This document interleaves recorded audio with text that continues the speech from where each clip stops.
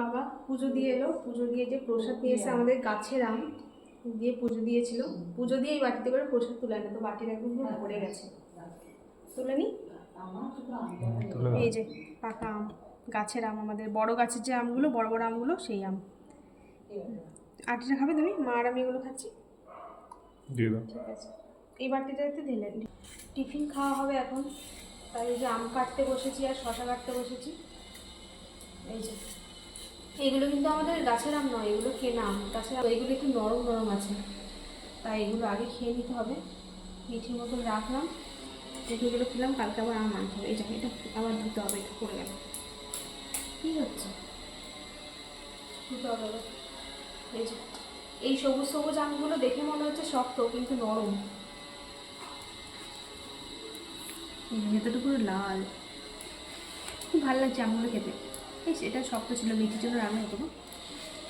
হিমসাগর বটে, দেখ যেমনই হোক, মানে যে সাগরই হোক, টেস্ট খুব ভালো। তো বিকালে তো বেরোবে, তখন যদি দরকার হয় তখন নিয়ে আসবো ওর জন্য। রাখতে ভুলে গেছিলাম রাত্রেবেলা। বাইরে থেকে দেখে মনে হচ্ছে শক্ত,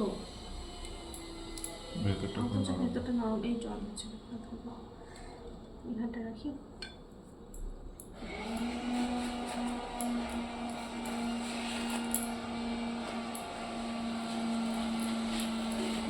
আর এটা কাটবো তাহলে নাকি? না পরে লাগলে আবার ও মায়ের, তোমার আর আমার তো আমরা সবগুলো কেটে গেছি। এটা ফেলে দেবো, ওটা ফেলে দাও, ওটা ফেলে দাও। চলো পেঁয়াজ কাটবো তো। শসা দুটো নিয়ে যাও, ধুয়ে নাও। কিন্তু সবই পেকে গেছে। আর এই ঘরটা ঢুকলে এত সুন্দর আমের গন্ধ আসছে, কি বলবো। এটা আবার কাঁচাটা এখানে কি করে এলো? ও এই যে নিম গাছের কাছে ছিল, এটাকে পারলে? হ্যাঁ, ওটা তোলা হয়নি। আর এই দুটো তুলেছো তো কালকে? না তোলা হয়নি। এই দুটো গাছের আমাদের গাছের হিমসাগর, ছোট ছোট এই দুটো। চলো এই ও হ্যাঁ এখনো আছে। এখন খাওয়া হবে ব্রেকফাস্ট। এই যে মুড়ি। মা তোমাকে এক বাটি দেবো?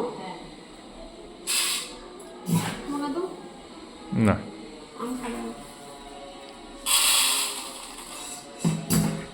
আর ওই যে রয়েছে কুমড়ো, আলু, ছোলা, বড়ি দিয়ে তরকারি, ভাতের জন্য হয়েছে, এটাই বড়ি দিয়ে খাওয়া হবে।